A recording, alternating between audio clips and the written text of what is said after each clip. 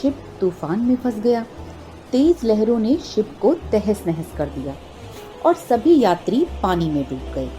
भगवान की दया से एक आदमी को छोड़कर वो किसी तरह बचकर समुद्र के किनारे तक आ पहुंचा। कुछ समय के बाद जब वो आदमी होश में आया और उसने अपनी आंखें खोली, उसने अपने आप को एक सुनसान आइलैंड पर पाया। जैसे ही वो आदमी उठा, उसने भगवान को याद करके प्रार्थना करना शुरू कर दिया। वो बोला, हे भगवान, मेरी मदद करो, किसी को भेजो मेरी हेल्प करने के लिए। अब रोज दिन बीतने लगे पर उसकी हेल्प करने के लिए कोई नहीं आया। वो रोज अपनी रातें बीच पर सोकर बिताने लगा। अगले दिन फिर जब वो फिर से उठा, उसने फिर से भगवान को याद किया, पर फिर भी उसे कोई हेल्प नहीं मिली। अब कुछ दिन और बीत गए पर कोई भी उम्मीद नजर नहीं आ रही थी। अब वो पूरी तरह से हिम्मत और होप दोनों खो चुका था और अब उसने आइलैंड पर ही अपनी जिंदगी गुजारने का फैसला कर लिया और इसे अपना भाग्य मानकर स्वीकार कर लिया। उस आदमी ने कुछ लकड़ियां और घास इकट्ठी करके अपने लिए एक झोपड़ी भी बना ली। उसने टूटे हुए जहाज से सामान इकट्ठा करके अपनी झोपड़ी में रखना शुरू कर दिया। उसने कुछ कोकोनट और दूसरी चीजें खाकर अपने आप को जिंदा रखा उस आइलैंड पर। उसने अपना समय उस झोपड़ी में बिताना शुरू कर दिया। एक दिन उसने आग जलाई और वो अपना खाना तलाश करने निकल गया। पर जब वो वापस आया, उसने देखा उसकी झोपड़ी में आग लग चुकी थी और आग की लपटें चारों तरफ फैल गई थी। आदमी अपने घर के जल जाने से बड़ा दुखी हुआ क्योंकि वो ही उसके रहने की एकमात्र जगह थी। अब वो भगवान से बड़ा नाराज हुआ और उसने गुस्से में हाथ उठाकर आसमान की तरफ देखा और भगवान से शिकायत करने लगा। वो बोला, भगवान, मैंने आपको कोई मदद भेजने की प्रार्थना की थी, पर आपने मेरी प्रार्थना नहीं सुनी। मैंने यहाँ पर जीने के लिए एक झोपड़ी बनाई और आपने वो भी जला दी। आप बड़े निर्दयी हो। बड़ा नाउम्मीद होकर वो पूरी रात भगवान से अपनी नाराजगी जाहिर करता रहा और फिर वो यही सोचते सोचते सी बीच पर ही सो गया। सुबह होते ही उसे एक तेज आवाज ने उठा दिया। जब उसने आंखें खोली तो अपने सामने एक शिप को खड़ा हुआ पाया। उसे अपनी आंखों पर विश्वास नहीं हो रहा था। अब वो बड़ा खुश हुआ कि आखिरकार मदद उस तक पहुंच ही गई। वो बड़ा खुश होकर शिप में चढ़ गया और अपनी जर्नी पर निकल गया। शिप पर चढ़ने के बाद आदमी ने शिप के कैप्टन से पूछा, आपको कैसे पता चला कि मैं यहाँ पर इस आइलैंड में फंसा हुआ हूँ?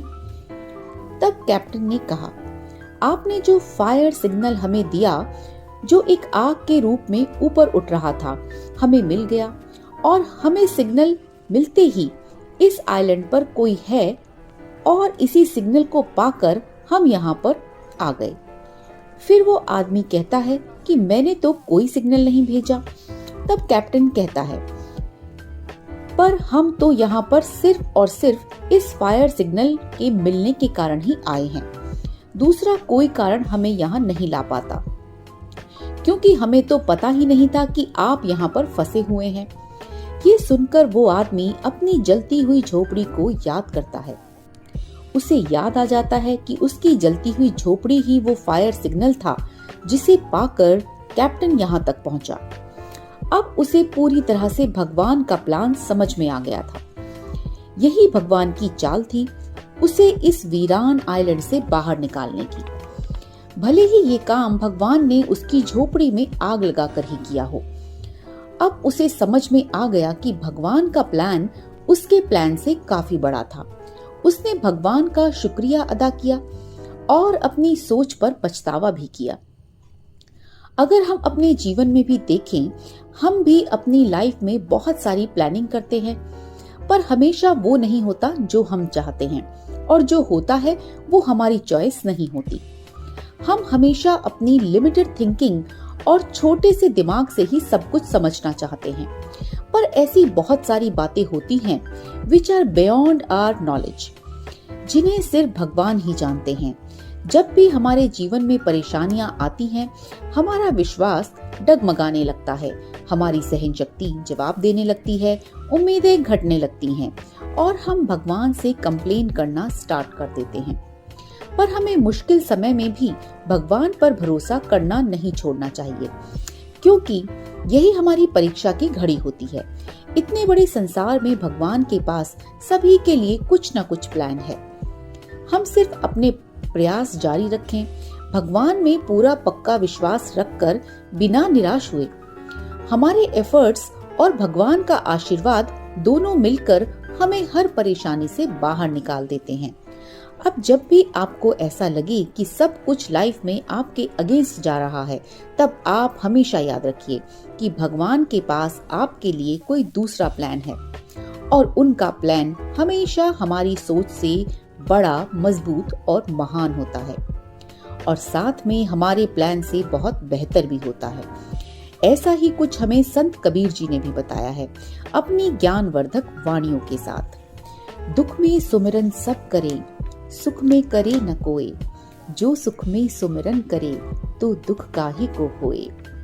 उन्होंने बड़े ही प्यारी वाणियों के जरिए हमें भगवान में पूरा पक्का विश्वास रखने का संदेश दिया है। उनका एक बड़ा ही प्यारा भजन, जिसकी कुछ लाइनें मुझे याद आ रही हैं। मोह को कहाँ ढूंढे रे बंदे, मैं तो तेरे पास में, ना मैं तीरथ में ना मूरत में, ना एकांत निवास में, मैं तो हूँ विश्वास में, मैं तो हूँ विश्वास में।